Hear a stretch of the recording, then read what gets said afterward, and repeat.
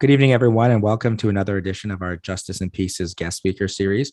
Today, we are joined by Nelisha, who is going to talk to us about her path there to becoming a licensed paralegal, as well as she's going to give some great tips there and advice for anyone writing the paralegal licensing exam. So, hopefully, and whenever you come into listening to this, if you're listening live or you're listening closer to the exam dates, you're going to get a lot of great information. And I'll leave it to you. So, maybe you can start by telling us a little bit about yourself. And how you got to this path, and then you can get right into what you want to share with all of the people listening. Hello, everyone. First of all, JP, thank you so much for having me. It was a privilege speaking to your students at trials, and it's good. It feels good to be back so that I can share my knowledge. As you know, my name is Nelisha Balcombe. I'm a new licensed paralegal. I graduated from Humber College May of this year with honors from the paralegal education program. What brought me into law, like I've always had a passion for law, but when I came here to Canada, there were so many things that I faced, discrimination from, getting a place for me and my daughter, from, landlord and tenant, which aspect of landlord and tenant. And I did negotiate my own slip and fall. So that's what pushed me to, become a paralegal, and in the future, pursuing my LLB to become a lawyer. What I'm about to share with you today is how I got ready for the exam, so that you can have a better understanding on how you can, prepare for this. My cup of tea may not be like yours. I love peppermint tea. Perhaps you love coffee, but hopefully this can assist you on how you can, go about prepping. So I'll just dive right into it. JP, do you have any questions? Anybody have any questions before I start? Let me know. No, maybe if I guess we'll go through everything, and if there's anything maybe that I think students might want to know a bit more about in terms of prep, then I'll ask it afterwards. Okay, perfect. So first, before you do plan on doing the exam, I would say to form a P1 prep group. This will help a lot. I want you to understand that it's not a study group I'm suggesting, but rather a P1 prep group. And the reason why I say that is because I was in a P1 prep group with persons from different colleges like Durham, I think it's Mohawk, Trios, and of course Humber, and it really helps a lot. It was a lot of people inside there, but it was inactive.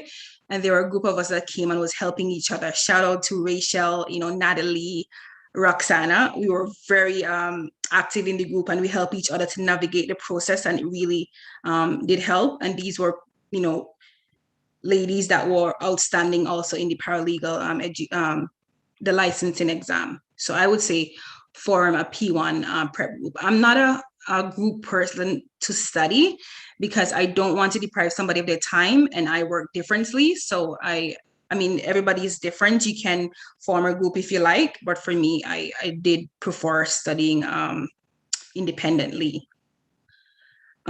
Request your transcript ASAP, because have them send it directly to the Law Society email address, which is licensingprocess@lso.ca. So what we did, I don't know how different colleges work, but with Humber, we emailed them and let them know, it's urgent, so they should send it to the Law Society so that it won't delay the process, because not having your transcript on time can delay the process. Pay your book fees on time, so your books will be delivered on time.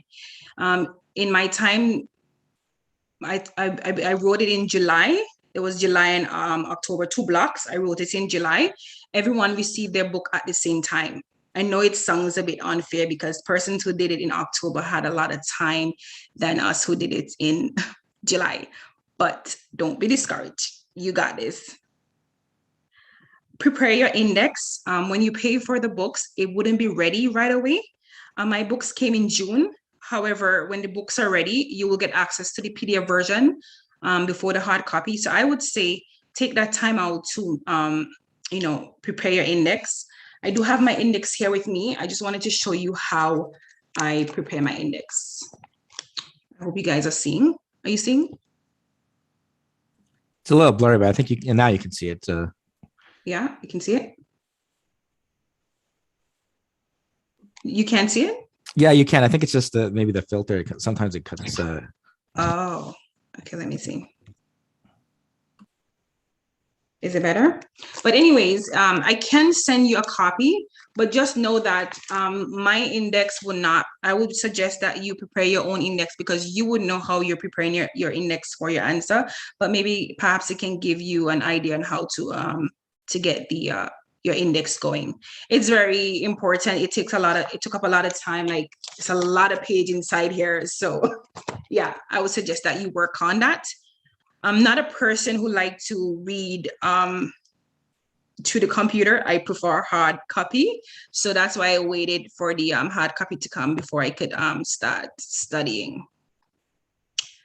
Yeah, then after you receive the book, I sectionalize the book. So it comes in a big copy. It's like loose leaf version.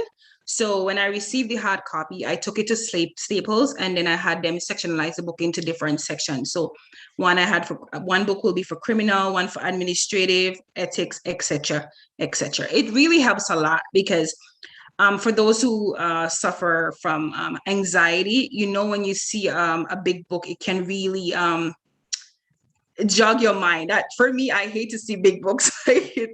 It gets me so much anxiety. So when you sectionalize the book, you like, okay, well, it doesn't really look that much. So it did help that a lot.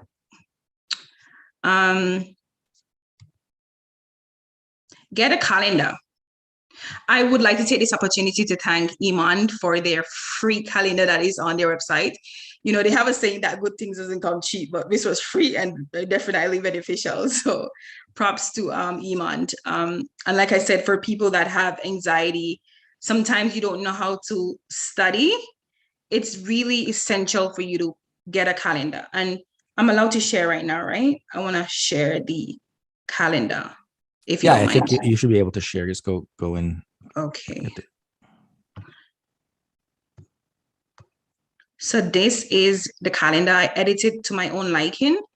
If you see here, meditating is very important. I would not suggest that you dive right into the material because when you do that, you don't remember a lot of stuff. So I would say meditate.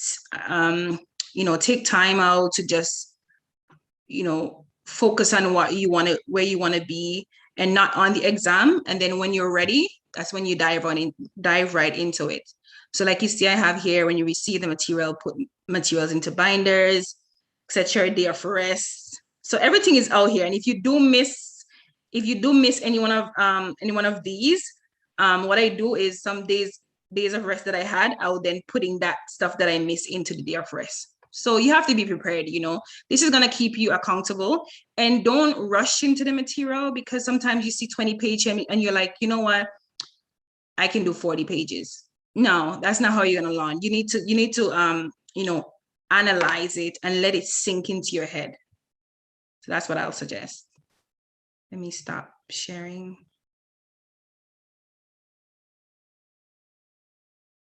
Okay. Get some sample questions, use your index and see how efficient it is. You want to know how, strong your index is. For my index, it was very strong because even to this day, if I do come across something that I want to know, I can dive right into my index and see what page, the answer is and go right into it. Tab and color. That really saved me a lot. I had my stuff tabbed. I hope you guys are seeing that. I do it in a chronological order where there's ADR here. I can see why you're saying that it's because of my blur background. I'm gonna see if I can stop blurring my background so you guys can see. You're seeing better right now, right? Yeah, now it's better. Yeah. So here I have it in a chronological order. So there's A, B, C, D, E, F, G, H. So you see that there's ADR, there's business law. So if I need to find something in HDA, it's right here. Yeah, so this is very important. It's a lot of people tab, but they forget that you can tab in like alphabetical order. So this is very, very, very important. Yeah. And in terms of color coding, let me give you an example. So in green, like I had highlighters, and in green, I would highlight stuff that I know what paralegals can do. In red, I'll put what, they are prohibited from doing. So if it says that, paralegal are prohibited from doing this, it will be in red. In orange, I will highlight appeals. In blue, I will highlight Crown, like what the Crown, have to prove and stuff like that. It really does help a lot, because you may not have time to go inside the book, but when you do have that time, you don't want to go into that material and have to be reading the whole book to find out the answer. But if you know that, okay, hey, they're asking something about paralegals, then okay, I'm looking for green, right? Just an example. So it helps a lot. That's basically the stuff that will definitely get you on track. When you're reading, something that I'll also suggest is that speak to somebody like from the same paralegal program. Like I said, I'm not into study group, but what I did from time, I'll call a friend. I'm like, hey, did you know this? Did you know, before like a landlord can evict, a tenant, they have to show that, they made a reasonable attempt for a payment plan. I'm like, oh yeah, so did you know this? So when you're sharing information like that, it's like you become a professor, you're teaching, and then also you're learning. And I guarantee you that if you do that, when you go into the exam and you see something like, oh, hey, you're confident enough to say, oh, hey, I know that, right? So I will suggest that you do that. Those are the tips. On the day of the exam, I wanted to share a little bit that be prepared to for technical difficulties. I had a very bad experience. And like I said, I do have mild anxiety because I'm really, really organized. I do consider myself to be organized. I like everything to be on point. So I signed in 30 minutes. I would say 30 minutes or before sign in. They couldn't hear what I was saying. They could hear me, but I couldn't hear them. And then it took a long time for them to figure out that the problem was on the end. And that already set me off track, But take deep breaths. Don't set yourself up. Know that there are going to be things like this that's going to be happening. I didn't know that this was going to happen because I'm like, okay, 30 minutes is enough for them to, figure things out. But it wasn't, because, it was 2 minutes before the test. That's when they find out that, it was on their end. So I dive into it, and I take deep breaths. When you're doing a question, it's not about the right answer. It's about the best answer. Before that term came up, I was like, what do you mean the best answer? So let me give an example. Okay, so let's say I graduated from Humble College, May 2021. They're like, okay, when did Nelisha graduate? Oh, she graduated Humble College, May. And then probably there'll be another answer that says she graduated in May 2021. You will see what the best answer there is, because it's full, right? So that will be the best answer. Another thing is, be careful of words. Shall or may. Sometimes you're going to the answer, you're thinking, yeah, that's the answer. But then words like that, the simplest word can be so tricky. So, make sure you focus on that. And so there's going to be a break in between. Yes, I did not. So this is what happened. So there's a way you can bookmark the and I was getting to that. That's a very good question. So I was so when I was doing my test, make sure you have a time. You're not going to see the time, because I wasn't seeing my time on my laptop. But then I had an idea, like I would say at 30 questions, this is where I'm supposed to be. So there was a time when I felt like I need to go faster. And there were some questions that I couldn't answer, but I answered them from what I thought. And then I moved forward. And then I had maybe 3 or 4 minutes to go back. And I went back and I checked. But time ran out on me when I finished my question. Make sure you finish. If you reach at a point where you see that you don't have enough time, eeny, meeny, miny, mo, because possibility that, would you rather let the time run out on you, or would you rather go forward and then pick an answer and make sure that you attempt all the questions? So everybody's different. There are some people who said they had 20 minutes before. For me, everybody individually, it's different. I didn't have any time. I made sure that I used all the time and let it run out on me, because I'm human. I'm not going to know everything. There's some things that you may know and you're not sure about. So you bookmark it so that you get to go back, but always answer, because there's a time possibility that you won't able to go back. Yeah. Any other questions?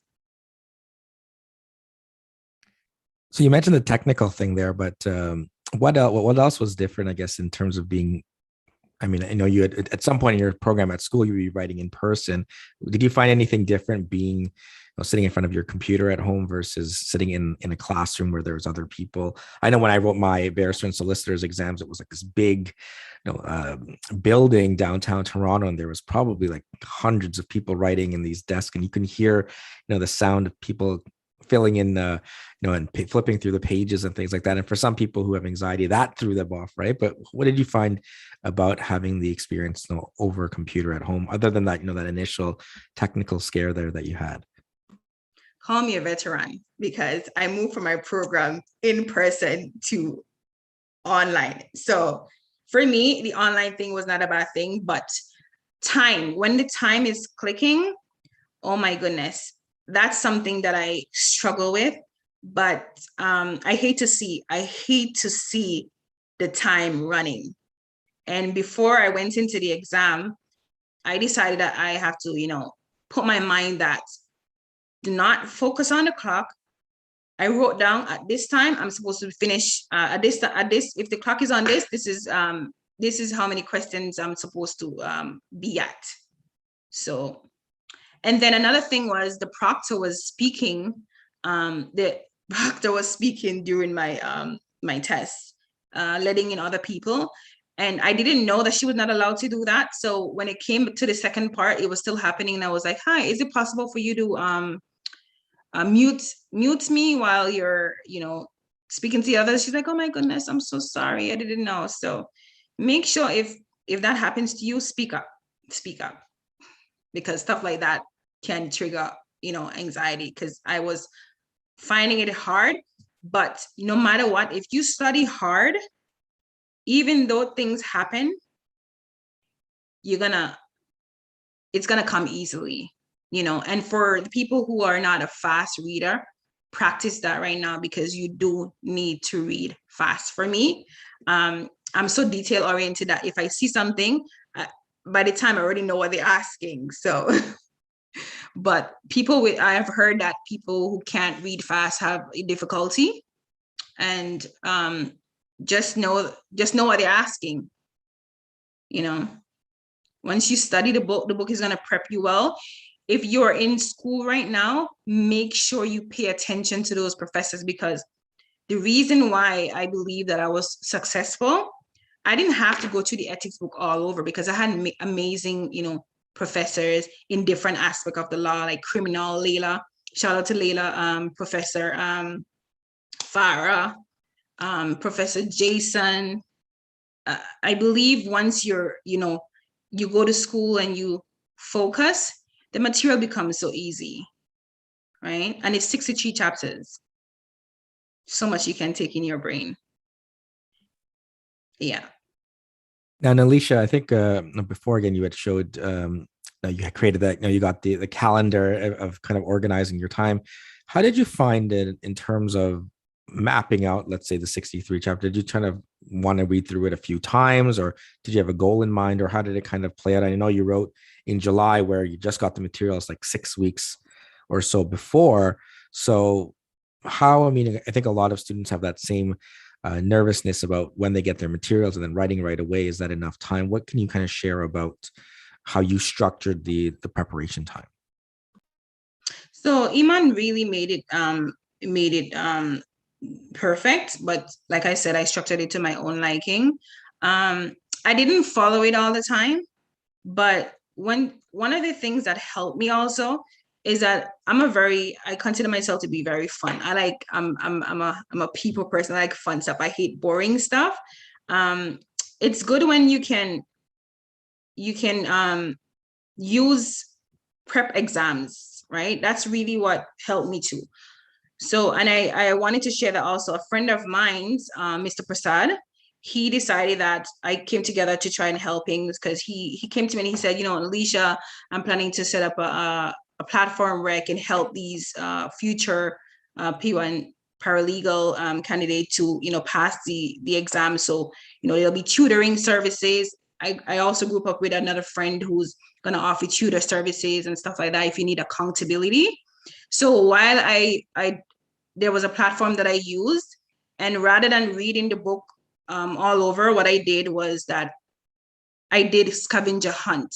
So when a question is asked, it makes me go into the book to try to find the answer. And by finding the answer, you have to read. And by the time you're reading, you're gaining knowledge and looking for answer at the same time. So that really helps me. I stayed focused. I have 2 kids. So I know that if I can do it, you can do it. Find a quiet time, even if it's for single moms, if it's putting your child or children to bed, you do it, and you just stick to the schedule. If you miss something, take it out. Don't just say, oh, hey, because I missed this, okay, I'm going to do it tomorrow. Put it in your calendar, because seeing the calendar, it does something to the brain psychologically, where that it calms you down. Like, it calmed me down to know that, okay, even if I do that, okay, I'm going to put it here. You know what I mean? So that really helped me. And I didn't, like I said, I didn't read the whole book because I already had knowledge, a lot of stuff. If you're good at criminal, leave criminal for last. If you're good at administrative law, leave that for last. Focus on the things that you do not know or you're not confident in. And administrative law was one of them I had to do first. And I would say, make sure you read an administrative book. Yeah. And did you kind of in those times that did you break it up and have frequent try to do like frequent breaks or something, or did you have, like you said, when kids went to sleep, it's like time to hit the books really hard at night, or how did you kind of look at structuring wherever you got time on a particular date? Yeah. So I did do it in the night. There was not a time like, I would take breaks, of course. Of course, you have to take break. You studying, like, let's say it says here to study 30 pages. I'm not gonna do it, straight. Like I said, your brain, how do you, like, I'll share you like a story, right? There was a friend who, well, not really a friend, but there was someone who, they were like, oh, hey, I finished chapter 1. And you might be there thinking that, am I behind time? She finished chapter 1 and I'm still here. Don't worry about that.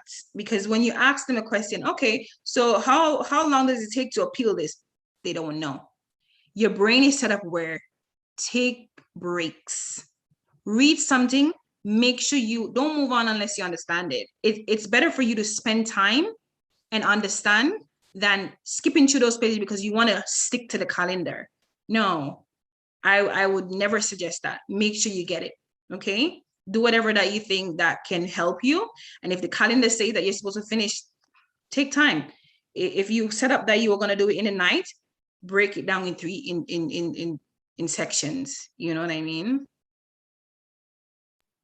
And in terms of creating an index, I mean, I don't know if you kept track of how long it all took you. I mean, looks very detailed. There are lots and lots of pages, plus the tabs and highlighting and everything like that. How did you kind of go about? I mean, first of all, creating the index. Did you kind of do that separately, or while you were going through the material?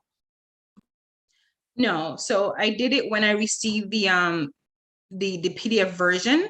So what I did, I looked at the LSO's you know, index. It's not to my liking. Like I said, for me, I like things in chronological order. So I looked at the index, like if it says if it has long sentences, I just put it down to like short terms, like applications of the SPPA, bias, common law. So if they ask about evidence, like evidence admissibility, then I don't have to write the whole sentence, but I can write evidence admissibility. So if they ask a question about evidence, okay, I go to evidence and there's different section of evidence and I'm looking at, admissibility, right? So I do one word, judicial review. If there are more than one section that came up with, judicial review, I know exactly which one I'm supposed to go, right? I hope that helps. It took a week or more. Do you see this book? It's like it has everything inside of it. And how did you find that in terms of having that index, having those details there? How often were you looking at it to help you, on the exam itself to find the information, or did you find that a lot of the questions you just knew the answer and went with your gut there, or did you tend to turn to your index and then into the materials for most of the questions, or if not all the questions on the exam? No, you don't have enough time. Realistically speaking, you don't have enough time to even look in the book. I mean, there's 160 questions. Are you going to be looking in the book for the whole?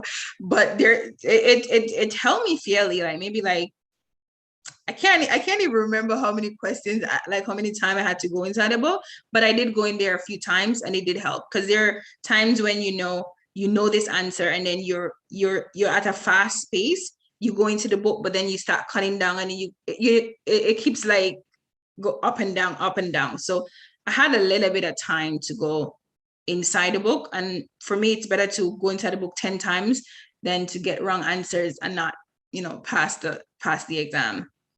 But I don't just use the index just for the I didn't just create it just for the prep for the exam, sorry, the licensing exam. It helped me today because it is a question that comes and I'm like, okay, what is this answer? I use the same book.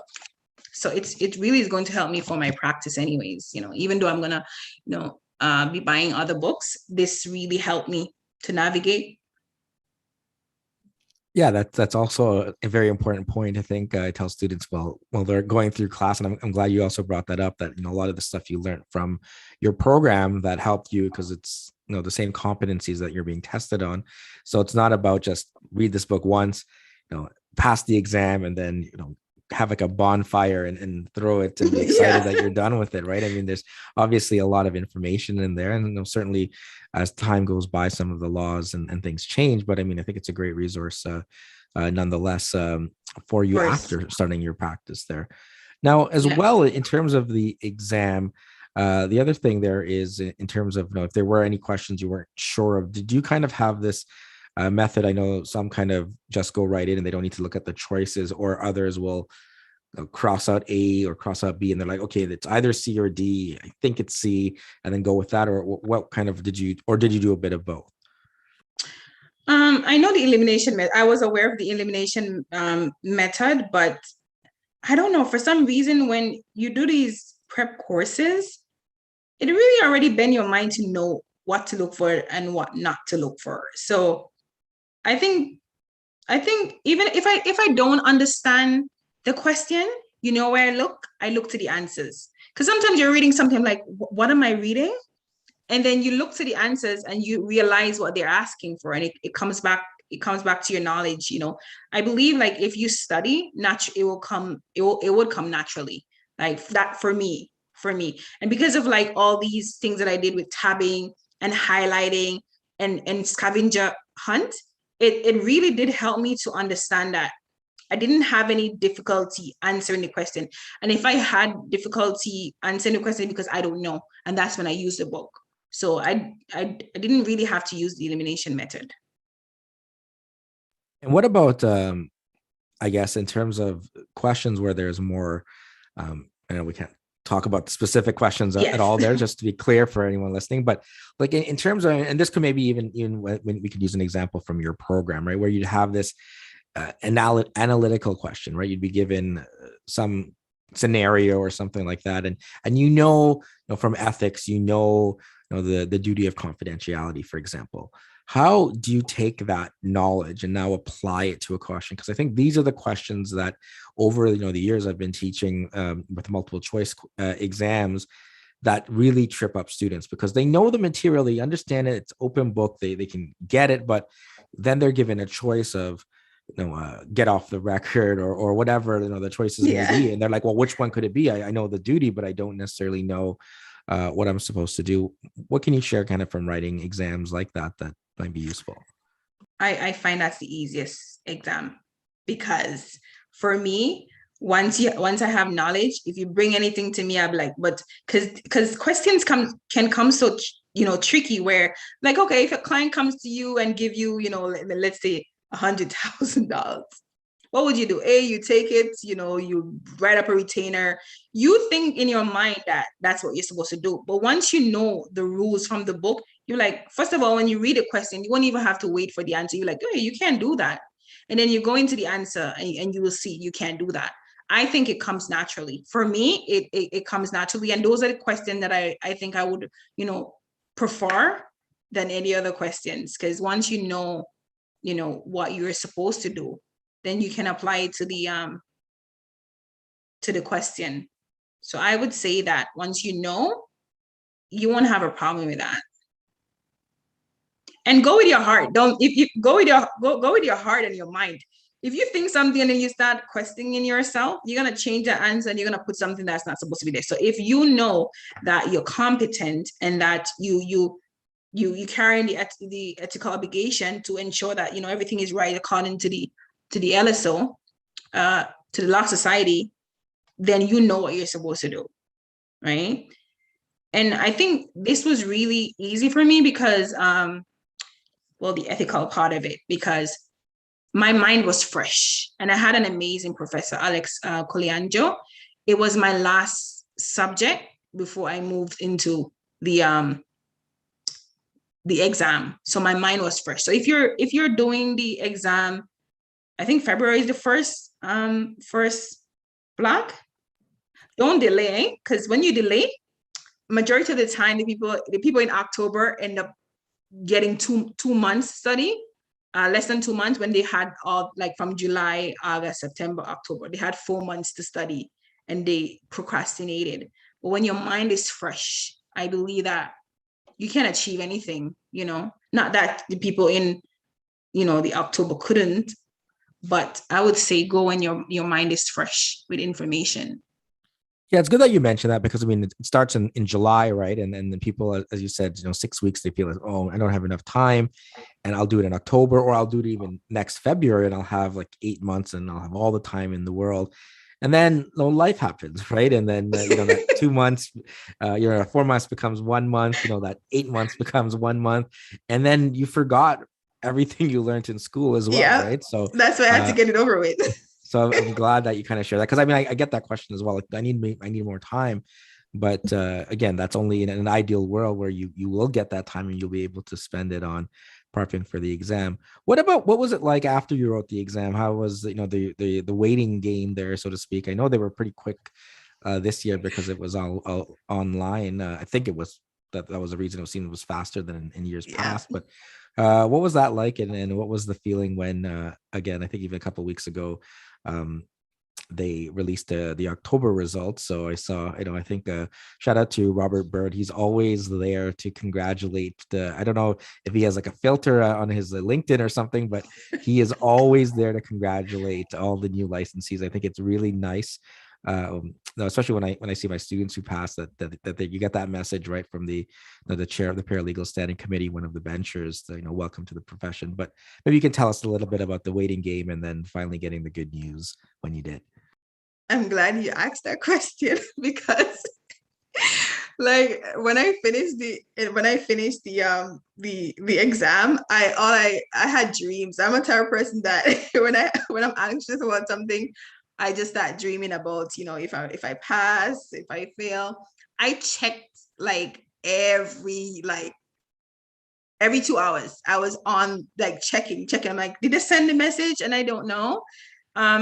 So I was very anxious. I was really, really anxious. And then I remember I received it was the next month after. Like I did the exam July 22nd and I received it August 10th. And I already prepped myself on how I'm going to open the email. I'm gonna open, I'm gonna video myself and just in case.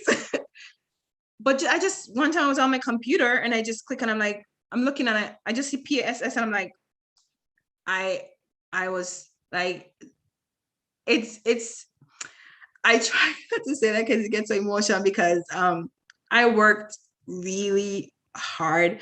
I went through a lot of stuff to kids. It wasn't really easy studying.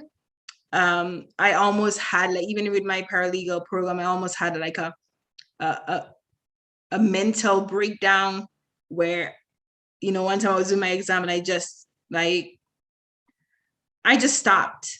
I just stopped. I didn't know myself, and I just snapped back into it. So for me to all those things that I went through and seeing that pass, it really pushes me, especially being an African American. I'm so proud of myself being a mom and all the things that I've went through in this country. I was really, really excited, really, really excited. And I know that there's nothing that can stop me. I'm all the way up. Um, yeah, I mean, I know, I know you spoke. I was on with Carla as well a few months before, and she's been on here as well too. So I know you've shared a lot. And for anyone that is listening wants to know more, certainly they can go and they can probably find the link quickly and post it on YouTube there. But there was a lot to overcome there, and I guess you get that weight off your shoulders, saying, "Well, now I'm going to have the license," and then I know. Then what were the next steps? I know you had some great transition there into what's happened after since. So you can tell us a little bit about that. So my advice to you is when you're done the exam, don't wait for, to be looking for a job, because these days they don't really take paralegals serious, because they're now looking for trying to use the paralegals to do the legal assistant. So I would say, start looking for a job as soon as you finish the exam, because job search is really difficult. I've had a lot of offers. Um, you know, some didn't work out with me. It was really hard, the pay, the distance, see if it's worth it. And yeah, just recently I accepted an offer, and I'm so happy because my favorite teacher, who is my mentor, a woman who has children and has really pushed me to be great, because she was one of them who really made me wanted to become somebody so bad, and she believed in me. Professor Farah Kamali, I want to say that I love you and thank you so much for believing in me. I would not have done this without you. And because of that, one was my favorite course, business and civil law. I decided to take accept an offered personal injury. Yeah. So congratulations on that, and all the best with that. Now, before kind of sort of transitioning maybe to offering some advice for students, as I kind of do at the end here, so we have a little bit of time there. Now looking back on it in terms of going through school, going through the whole process there, what I mean, in terms of those different challenges that you've said that during the program as well, what kind of helped you deal with it? I mean, one of the things we talk about, I think, we were listening yesterday, you were saying in terms of mental health in the profession, right? And there's so much going on while you're students. I mean, during a pandemic, nonetheless, writing an exam, looking for work, right? I mean, what have you done to kind of especially you mentioned having anxiety as well, right? I mean, all of this stuff, it's not the best of times, there's isolation. What have you done to kind of keep you going and keep you motivated to accomplishing what you set out a couple of years ago? Sorry? To accomplishing everything here, what you've set out over the last couple of years. Oh, What's okay. I reach out to people whenever I was down. I would reach out to, like, a professor who was always there for me. I listened a lot of I don't know if you know that app Calm. It really calmed me down. I know it may sound silly. People who don't have, experience mental issue, or whether it's, when people hear mental issue, they think you're like crazy, but there's so many different forms: depression, anxiety, which I have overcome. And I listen to a lot of I like to hear thunderstorm with lightning. I did a lot of that. I focus on myself. I said I want to be great for my kids. A lot of people I've had a lot of um discriminated experiences, and it really brought a lot of insecurities, but I've overcome that. And I said to myself, if the people can look down on a Black African American, and I need to show that it's not about color. So that really kept me going. I had a lot of resources. I speak to people. My family was there to support me. yeah, I just basically focus, because when you see these things that are happening in front of you, you just want to be great, right? And I also wanted to advocate for others and make a difference.